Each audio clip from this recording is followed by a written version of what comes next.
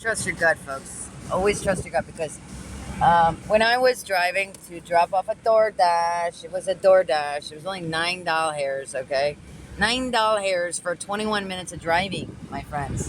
Not acceptable, but whatever. I need the money, so I'm just gonna fucking do it.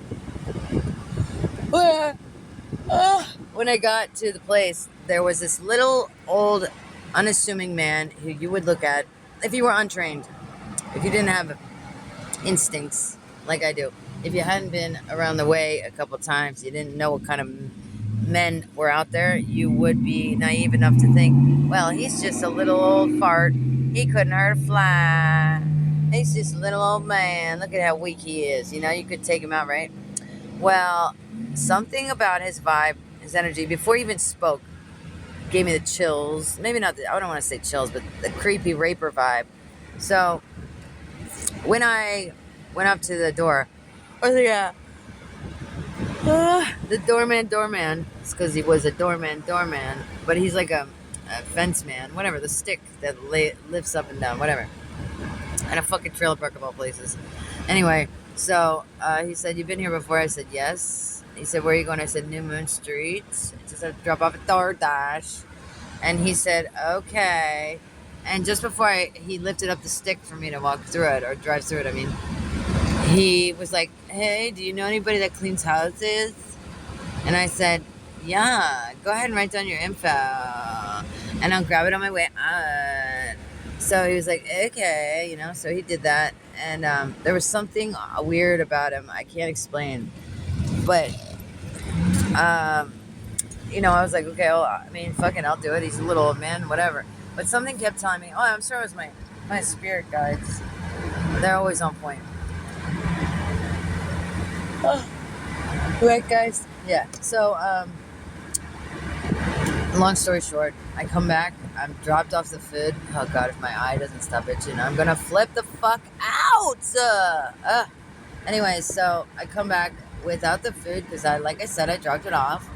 And I go to the fucking front of the stinking trailer park. And I'm holding my hand out. And, he comes out and he gives me the paper. And his name, it turns out, it's Chet. Chet. His name is Chet.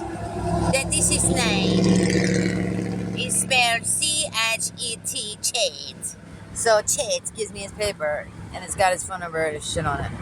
And he's like at least 60 something, but he's portraying himself to be like 70 something, whatever. So, he's got that phony essence. That's what it is. It's phoniness that I could sense it getting out of the elevator. You know what I'm saying?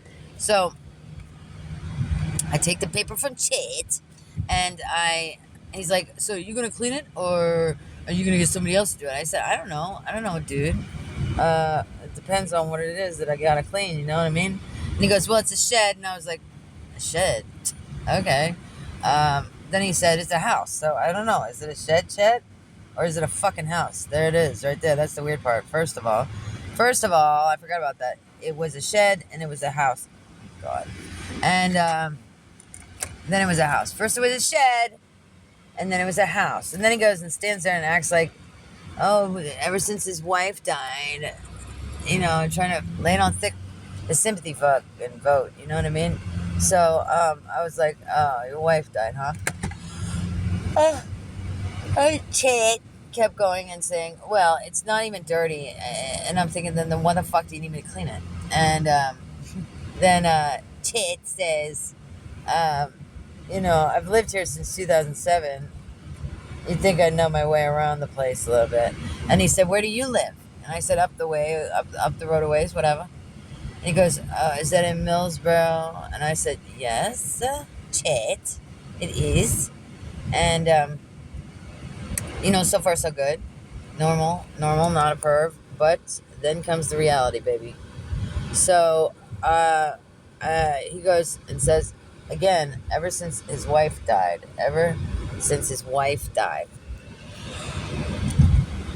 He doesn't elaborate. Oh, he said he sold 2 houses that he used to own, and now he just has this one, and he just needs it cleaned every once in a while. He needs his pipes cleaned every once in a while, more like. Because, it was right then that I took the paper. I was about to split, And all of a sudden, good old Chit says, ever since my wife died, it's just me and my black pussy. What the fuck? I was like, what the fuck, Chit? No way. Did he just say what I think he said? Because he was mumbling, like, that's why I was trying to sound like him when he was mumbling, like, well, me and my wife, since my wife died, I just had it shed, and it's just me and my black pussy.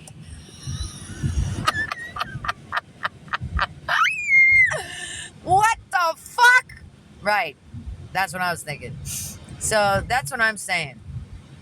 If he's thinking about pussy at his age, then he ain't as old as he's portraying himself to be. Honey, if he's still got pussy on the brain, babies, then he still can get erect. That means he can still be a rapist. That means he's still strong enough to fucking knock me out with some chloroform or whatever the fuck.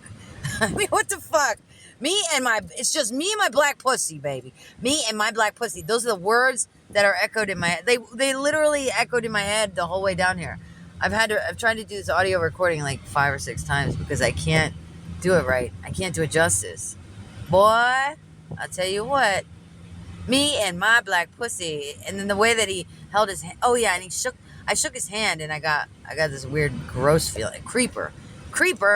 He's got very soft. It's so soft. His hands are so soft. I thought, oh my God, this guy's so soft. Why is he so soft? It means he's never worked a day in his life. Never hard labor a day in his life. What a fucker.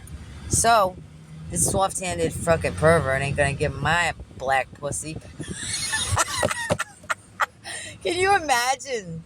And I wish I would have had my facial expression on camera. God damn, that would have been rad. Because I know my mouth was agape. I know I did like a double take. I had to have done something like hilarious as a reaction to that. I was just like, I guess I did that thing where I go, and I kind of like just drove off. Like, what the fuck?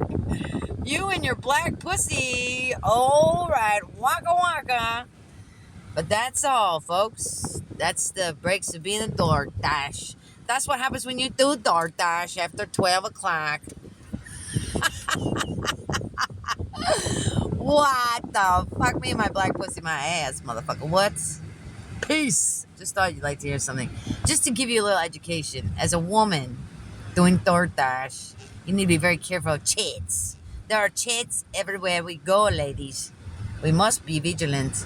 And eventually you'll get this spirit guides. They'll be very... they were so loud. Literally, I don't know if it was an energy I saw around him or if it was just a scent, a perverted scent. I can't explain it. It's inexplicable. It's just something a woman has. Maybe it isn't even about being a woman. Maybe it's just about being me. Maybe I just have a secret to my sauce. I don't know, honey. But Chit was a fucking pervert with him and his black pussy at home. I mean... Bump. I was like, what the waka waka wa? Majigga said, what? Did he just call me a black pussy? Huh? It was crazy. Anyways, I just had to let that out into the ether. I mean, what the funk? I just had to say it because I didn't believe it. I mean, I believe it, but I can't believe it. Are you fucking serious?